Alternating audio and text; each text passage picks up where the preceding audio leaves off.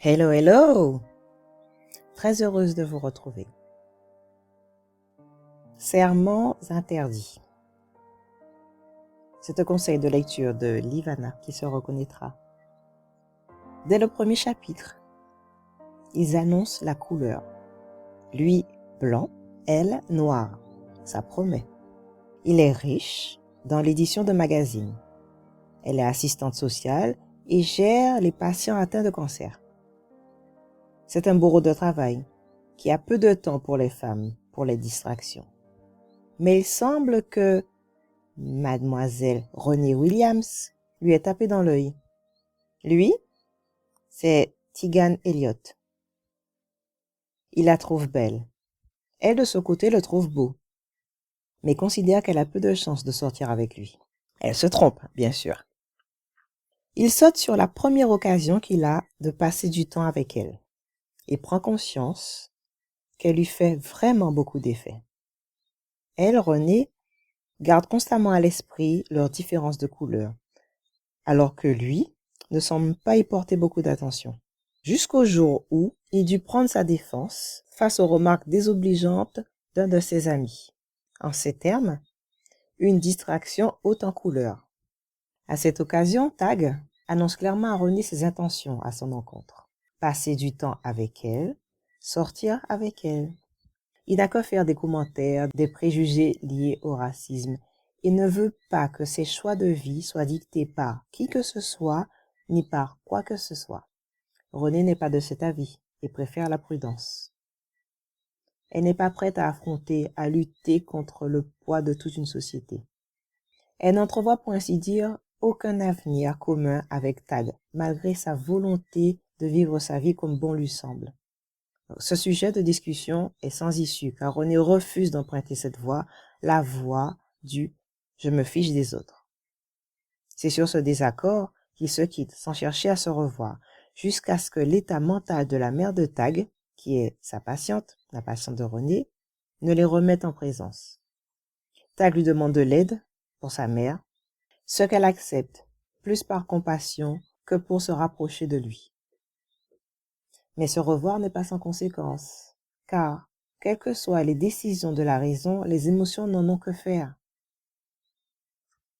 Toute cette attirance physique, sexuelle même, qu'il y a entre eux, n'est pas endormie et se révèle encore plus forte plus le temps passe. De manière réfléchie, elle décide de céder et de laisser parler ses sens. Il sera bien temps après de faire face aux conséquences. Tag, lui, est satisfait, car il ne voit pas d'obstacle de couleur, ni social, mais simplement deux personnes réunies par le désir et la passion.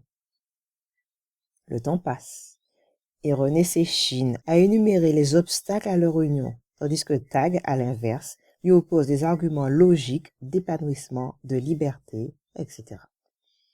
Lasse de lutter, elle accepte de donner une chance à son couple.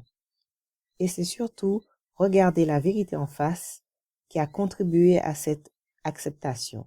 Elle aime Tag. Envers et contre tout, elle veut profiter de lui, de sa présence, du temps passé ensemble, avant que les barrières ethniques ne les rattrapent. Elle accepte d'autant plus qu'elle sait, grâce au commérage, que le tout-puissant grand-père de Tag n'acceptera pas cette union. Elle décide d'en profiter tant qu'il n'en a pas été informé, puisqu'il est loin, en vacances, en Floride.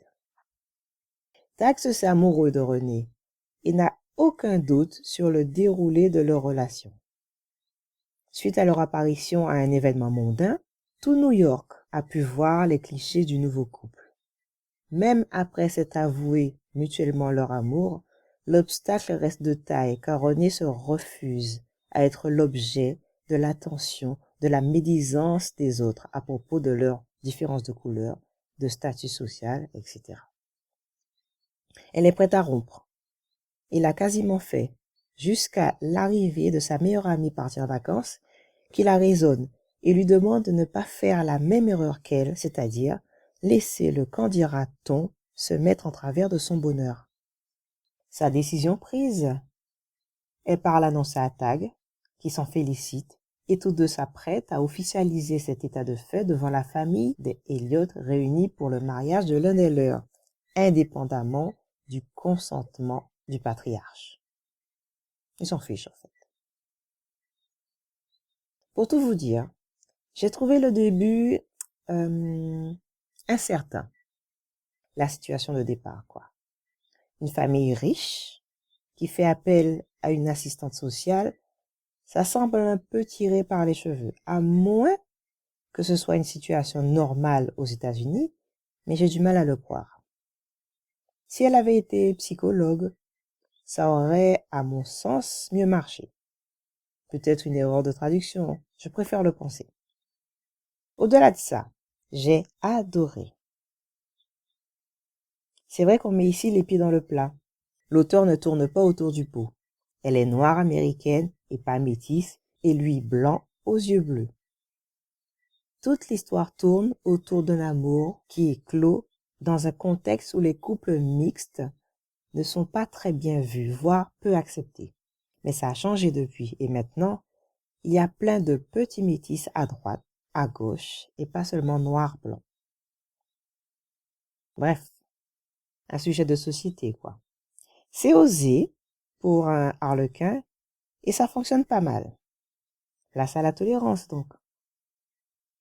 C'est aussi assez torride. Des vrais lapins. Et c'est comme je l'aime, avec des séparations, des retrouvailles, des combats intérieurs, des évidences et le triomphe final. La seule chose que je regrette un peu, c'est que les intentions du bonhomme sont trop évidentes. En tant que lectrice, j'aurais bien aimé qu'on nous garde un peu dans le mystère et que l'amour qu'il a pour elle soit une révélation pour lui en même temps que pour nous. Mais bon, ça c'est peut-être une autre histoire, un autre roman avec d'autres personnages. Quoi qu'il en soit, je donne 5 étoiles. Parce que c'est soutenu, c'est chaud, c'est romantique, c'est haletant, c'est hors du commun, un peu risqué. Ça ne va certainement pas plaire à tout le monde. Parce que la société est telle qu'elle est, et on va faire avec. Ce roman m'avait été conseillé par Livana, à la suite d'une autre lecture, Cet amant inoubliable. On dira que le sous-thème est commun, mais beaucoup plus présent dans Serments interdits. Je l'en remercie. Merci pour ce conseil de lecture. Alors, la 4e de couverture. Jamais René n'aurait imaginé, en venant soigner la belle-fille de Patrick Elliott, qu'elle ferait la rencontre de sa vie. Tegan Elliott. Arrogant, certes, mais aussi très séduisant. Trop sans doute, car tout les sépare. Leur couleur de peau, leur milieu, leurs origines. Lui, l'un des richissimes héritiers du groupe Elliott, et elle, l'assistante sociale qui a grandi dans une petite ville de l'Ohio. Pourtant la passion flambe entre eux, comme un feu dévorant.